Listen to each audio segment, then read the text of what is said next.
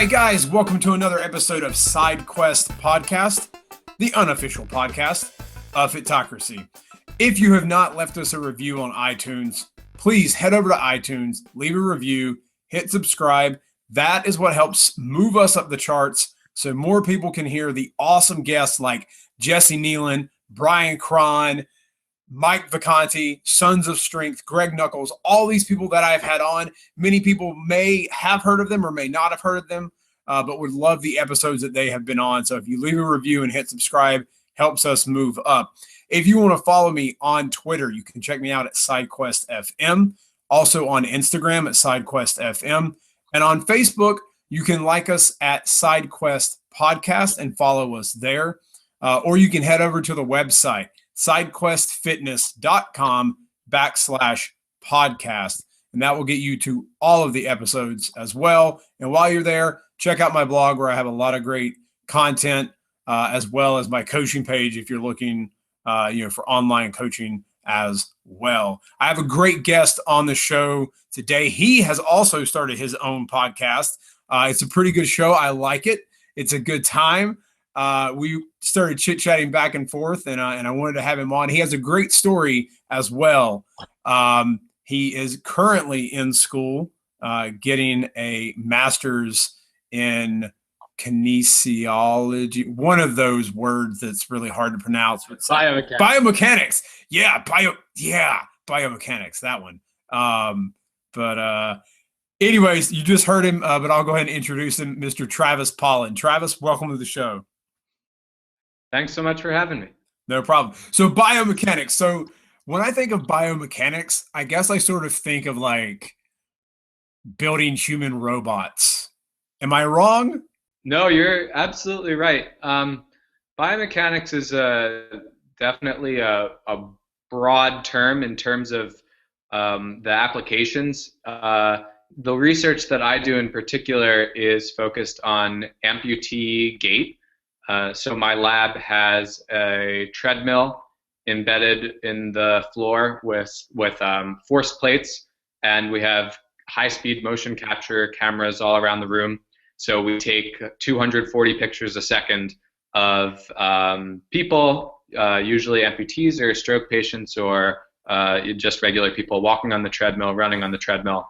And from there, we kind of calculate the torques at all their joints and the forces that they're hitting the ground.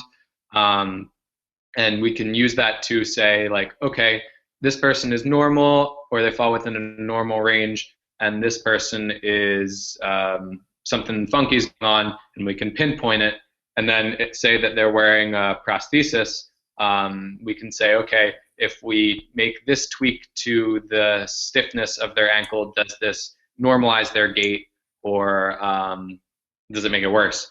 So that's what we do, but then other labs I'm at the University of Delaware, other labs look at like hand grip function, and other labs, they have these like robots that they attach to you if you've had a stroke and maybe you have one side that you have less control over, that so that you can walk inside this gadget and it'll assist you to walk better. And you go week after week after week, and you get less and less assistance until you're walking as close to normal as possible. So yes, robots and all sorts of like futuristic technology. So it's cool. So have you built an Iron Man suit yet? That's all I need to know. Not yet. That's going to be for my PhD. So the master's is a little bit more of a smaller project because we only have 2 years. But then once we get PhD, that's when the Iron Man suit thing gets into full effect. Well, Travis, how did you get into the world of fitness? Now, you have an interesting story. You were born with a rare disease where you were born without a left leg, and you've competed in swimming and you've got into resistance training. But how did you get into that? And how have you attacked that as a person who was born without one limb? Yeah. So it's called, the birth defect is called Proximal Femoral Focal Deficiency. And basically that means that I'm missing my left femur. So my left knee is fused with my hip, so it's kind of like a knee hip, but it functions much the same as a hip. I can do all the same movements. And then when I was 3 years old, I had my left foot amputated so that I could wear a prosthesis and it would be more functional and more cosmetic. But even before the amputation, like my parents like to tell stories about how I was like running around the living room like with my big limp and like pitching balls. So they say I was always athletic, but I really, growing up, I struggled to find a sport that I could keep up with my friends in. Like I played Little League baseball and basketball too, but as I continued to get older, I sort of slowed down relative to my peers. And so it was always frustrating because I couldn't compete at the level that I wanted to. Right. Plus, I had a lousy jumper and I was terrible at baseball. But anyway, You're not alone. When I got to high school, I found out that the swim team was taking people. Like it was still a small men's team. And so I tried out and they didn't cut anybody that year. If I had tried out 1 year later, they actually probably would have cut me. So I got lucky in that sense because I was one of the 2 or 3 slowest kids on the team. But in the pool, I really felt like at home, just in the sense like having only one leg didn't put me at that huge of a disadvantage, particularly because in certain strokes and certain races, you don't even need to rely on your legs that much. Obviously, it's an advantage if you have both legs, but I found that just through like lots and lots of hard work, I was able to end up being one of the faster kids on my high school team, and then wound up finding a college, Swarthmore, that would let me swim there too. So that's sort of, I just got lucky in terms of finding a sport where I could excel even given my physical difference. And then the resistance training sort of came in a year or two into the swimming, where I was just trying to find every possible avenue to boost my performance. So, I went to the library and got a bunch of bodybuilding books out. I didn't know what the difference was between performance training and powerlifting and bodybuilding. I thought it was all the same thing. So I joined the YMCA and went down into the dirty dungeon basement where the free weights were and had my book next to me, and I was doing, leg extensions and bicep curls and weird, silly bodybuilding exercises. And I ended up like getting a lot stronger, newbie gains. But I realized over a few years after I started working with a personal trainer that there were better ways to do things. And in turn, working with the trainer got me to realize that that was something that I was really interested in. I was a physics major in undergrad, but I realized maybe my junior year of college that I didn't want to do physics forever. And so after I finished undergrad, I got my personal trainer certification and worked for a trainer for a year before coming back and doing my master's degree. So that's the long version. Okay. So I'm assuming you obviously have a prosthetic now. Can you I guess what I'm trying to ask is, what does it, you can squat in it, right? Like please excuse me for sounding bad. Like it's obviously not a peg leg. Like, is it one of those ones that you see you sometimes see people like ESPN who have a prosthetic and they're running on like a track. Is it one like that, or is it a little more everyday? So mine is not a running leg. Those things cost like a fortune. But so I have one where it gives me a little bit of like bounce in my step, so I can jog a little bit. I wouldn't necessarily call it a run. but I can also walk with it. Like the running ones that you see on TV would be strictly for running. So those people would have a running leg and then an everyday leg. So I just have an everyday leg. In terms of like what it provides for me in the gym setting, I can do like a quarter squat in it, and I can do rack pulls as far as like a hip hinge pattern. But anything like involving deep hip flexion, my socket just goes so far up that for one thing it's uncomfortable, and for another, like, my hip anatomy is such that I lose like good positioning of my pelvis and low back when I try to go too deep. So if I want to deadlift from the floor or squat down to parallel or below, I throw the leg off, which is cool in terms of like, look at this guy balancing on one leg doing all sorts of crazy stuff. But it's not great in terms of like symmetry, left, right on my lower body. Gotcha. Okay. So you can do like pistol squats. Wait, are you actually doing pistol squats with a barbell on your back? Oh yeah. Because I have 25 years experience of squatting on one leg, so that's kind of my default. Yeah. So I don't go like heavy very often just because it's probably not a good idea. But I've deadlifted 175 on one leg, cleaned 125 on one leg, just balancing. Yeah. So that's my default, and it's cool because people on the internet seem to like it, but I kind of just pull it out for a party trick. That's not usually the way I train. Hey guys, look what I can do. Yeah, I mean, I didn't even realize that people would think it was that cool, but when a video gets shared 2,000 times and it's all the what's your excuse, and people find it really inspirational. So I'm happy that they do, and it helps me gain fans on social media. So hey, and that, dude, sometimes that's what you need to get your message out there. So why biomechanics? So you go from physics into like, you get into training and you enjoy that. So why in the biomechanics? Yeah, so great question. So coming from physics, where I loved mechanics, like movement of objects. So much of my degree was focused on that. We did several courses in mechanics, but there was also like electricity and magnetism and quantum mechanics, and that stuff's cool, but it didn't really excite me as much as just like objects moving and rotating in space.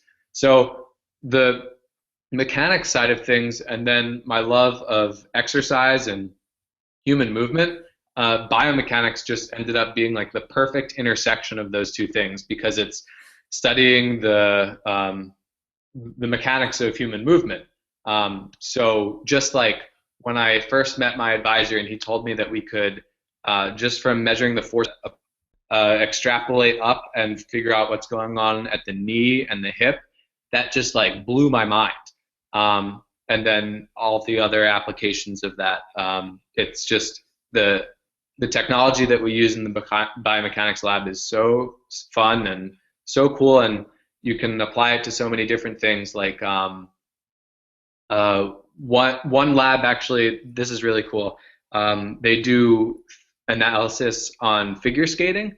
So they bring in elite level figure skaters to the ice rink, and they set up the motion capture cameras all around the capture volume, and then they take footage of the figure skaters, they load it up onto the computer, and then they'll adjust like how tightly they're bringing their arms into their chest when they're doing a jump, to see if they could like squeak out an extra turn while they're in the air. So it's applications like that totally blow my mind, and bridging the gap between science and sports performance is cool. Is there anything you've seen in in what you're studying? I'm getting a little bit of an echo. Sorry? Do you? I hear a little bit of an echo. I hear a little bit of an echo. Oh no. Okay. I guess I'm hearing my voice come back. I'm hearing my voice come back, but it's fine. Is there something really, really cool that you found while working in biomechanics that has like completely blown you away? That like now, if you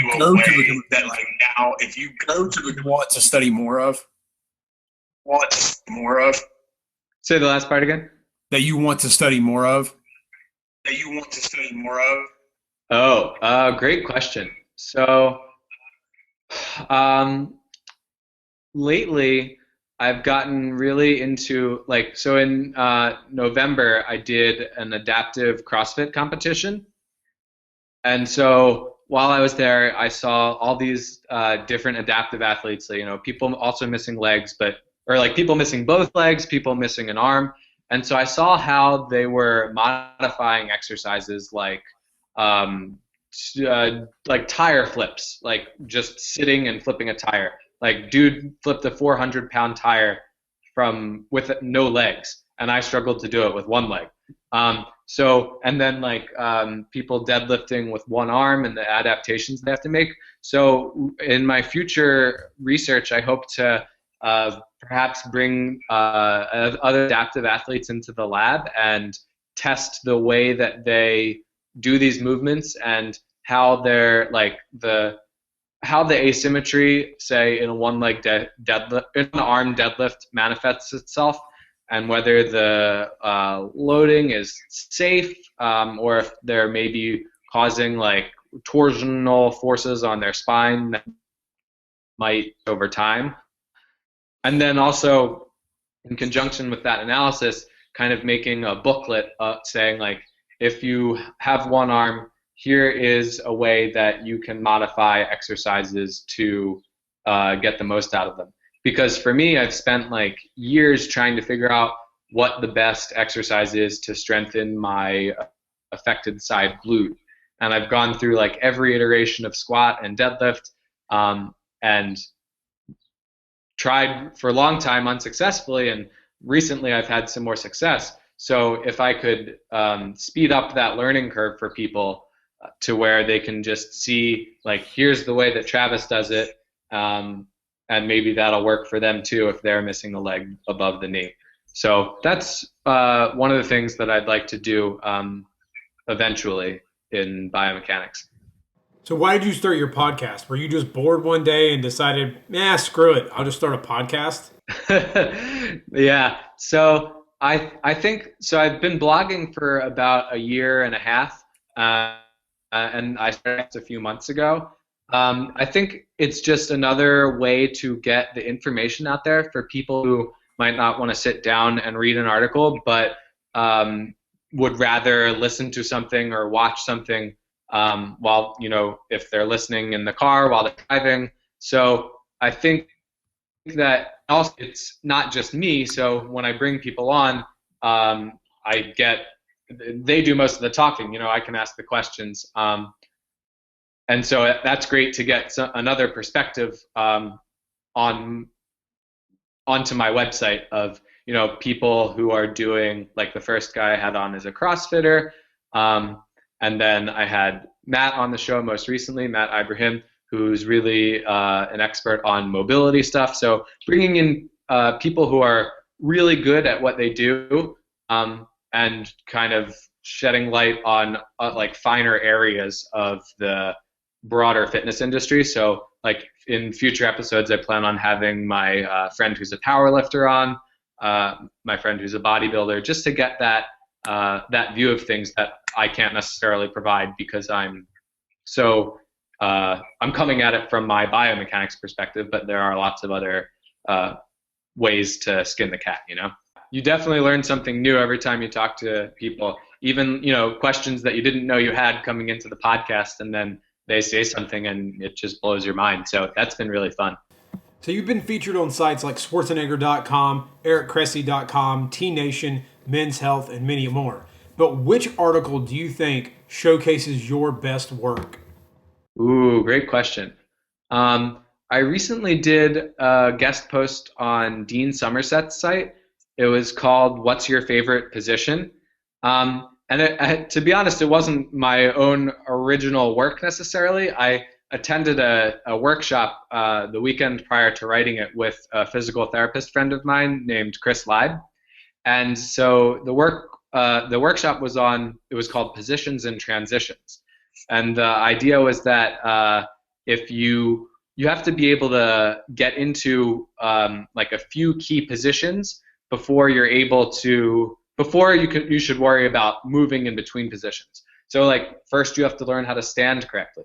Then you have to learn how to raise your arms into like the rack position to like of a front squat or a clean. Then like putting your arms overhead. So if you don't have the mobility or the stability necessary to get into those positions, then you can't possibly move in between them well. So after the workshop, I was so jazzed about the stuff that I ended up writing the article and then contacting Chris to make sure that I was expressing everything accurately, and he loved it. So I ended up pitching it to Dean, and Dean put it up on his site, and it got terrific reviews, and that was really cool. So I think that's one of the best pieces that I've written, and one of the most exciting things that I've been thinking about lately, especially in terms of like collaborating with other fitness professionals like I did with the workshop. That was really cool. So I can tell from your site that you're a big reader. So what is your favorite fiction book you ever read, and what is one book you would gift to all of your friends if you could? Favorite fiction book is Ender's Game, science fiction. I was really, a geeky kid growing up, so I read a lot of Orson Scott Card and Isaac Asimov. So Ender's Game is definitely my favorite book of all time. Lately, I've been getting into like dystopian stuff, like Hunger Games and Divergent series, primarily because they're easy reads and I like the distraction, but also because I think it helps me when I read, even, or maybe particularly when I'm reading fiction. I think it helps me stylistically as a writer. A lot of times I think when we're writing about exercise, it can be bland. So to spice it up with some personality and keep it entertaining, I think that some of the best fitness writers are just the best entertainers, and that's what grabs people. And plus, they're providing great information. So that's kind of my goal. And I think practicing writing and also reading good, entertaining work helps me. And if I had to gift somebody a book, it would definitely be Ender's Game. Okay. Although I recommended it to my girlfriend, and she absolutely despised it. She didn't even finish it. So everybody that I've ever given it to before has loved it, but she did not. So. Were you a fan of the Ender's Game movie? I did enjoy the movie, and I had been, since I read the book over 10 years ago, I'd been waiting for the movie to come out because they'd been working on the screenplay for so long, and it just, they said it was going to happen, then it didn't happen. So when it finally did, it was really cool, and I went to see it with a bunch of my friends from high school, and we had a great time. Cool. So I was pleased with how it turned out. I thought it stayed pretty true to the book. It's hard when you have kids who are that young as the principal actors, but I thought they pulled it off pretty well. I took an awesome science fiction class in college and got to read a lot of really amazing books. So what sci-fi book did you love that was adopted to a film, but you hated the film adaptation? Ooh, good question. I don't know if I can pinpoint one. The only other one that comes to mind is like I said, I read a lot of Isaac Asimov, and Bicentennial Man with Robin Williams was a movie, which I might have seen the movie before I read the book, but I thought that was a good movie too. So I'm trying to think. I can't come up with any off the top of my head. Yeah, I think in general the books are usually better than the movies, but people are more likely to sit down for a 2-hour movie than they are to crack open a 200-page book. So yeah. But if the movie gets you then to read the book, like my girlfriend just, watches Game of Thrones, and she just caught up with all the books, which each of them are like 1,000 pages, and blows my mind. I couldn't read anything that long. But I think that's great. If popular media can turn you on to actually reading. What is the one fitness book you are reading right now that you are on fire about? So I wouldn't say I'm on fire about it, but I am very slowly working through Supple Leopard. I got it over the holidays, and I've just, because it's easier to read blogs that are short and concise than a textbook. So I haven't gotten too much time to devote to Supple Leopard, but as soon as I am finished my degree, I plan on really finishing it and kind of applying those methods, because although they're not perfect, I think that Kelly Starrett's really cutting edge, and I've been immersed in the Gray Cook functional movement side of things for a long time, and I want to tackle it from the Supple Leopard perspective and try to, the best people I see, and like my friend Chris Lieb, the physical therapist who did the movement workshop, I think that the best people are doing a great job at kind of merging all of these different perspectives on like mobility and movement. And I think everybody's talking about the same thing, but with different terms and different applications. And so I just, I want to soak in as much of it as possible. So that's the one that I've been reading, and the one that's at the top of my list right now. And for me, I feel like my knack is simplifying, and I have an audience that is maybe more of the lay person. So if I can take those complex principles, be it biomechanics or something more physical therapy and rehab related, and boil it down into the essential stuff that people can really understand and use right away, then I think it becomes really valuable. But in the present form, I don't think that like a book like Supple Leopard is as accessible as maybe Kelly Starrett intended.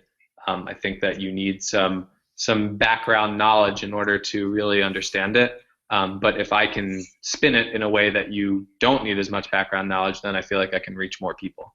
You mentioned earlier that people find your videos inspirational. But who inspires you, and who brings you up when you were down? Wow.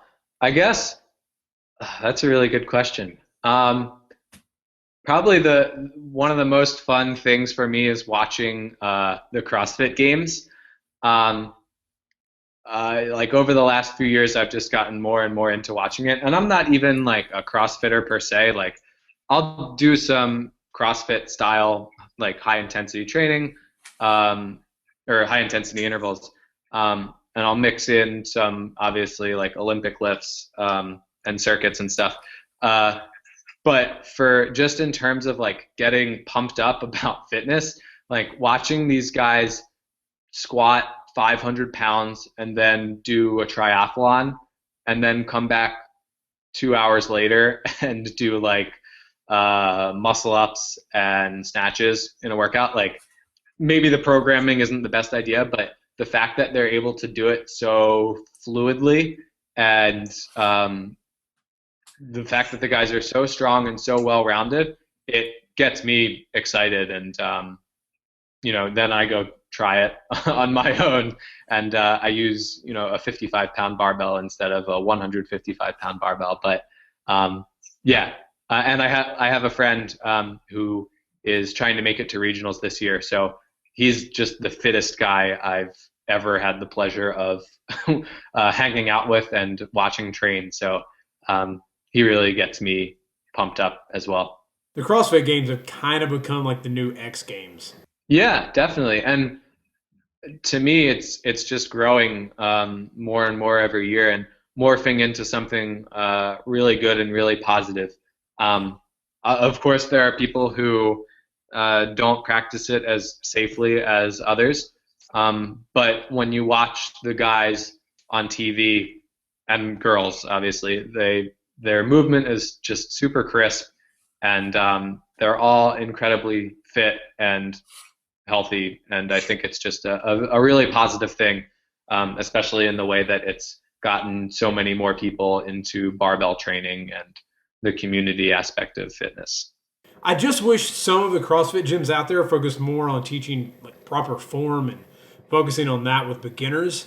And like I said, my friend who co-owns a couple boxes, I just think he does a really great job of it. And just, yeah, like in terms of the regressions and progressions, and not everybody is doing the workout of the day, or actually nobody there is doing the workout of the day posted on CrossFit.com, because they program themselves and they do a better job of it. But yeah, so they're like, the fact that there are good gyms and bad gyms is not unique to CrossFit. It just it takes a lot of the heat, for better or worse. The idea of good and bad is out there as well with online trainers. If there's one thing I can't stand, I swear, if I see one more video ad on YouTube telling me about how to get six-pack abs with a shortcut, I'm going to punch YouTube in the face. The thing is, like, so, I'll write a blog post on, like, anterior pelvic tilt and, like, teaching proper engagement of the deep core muscles.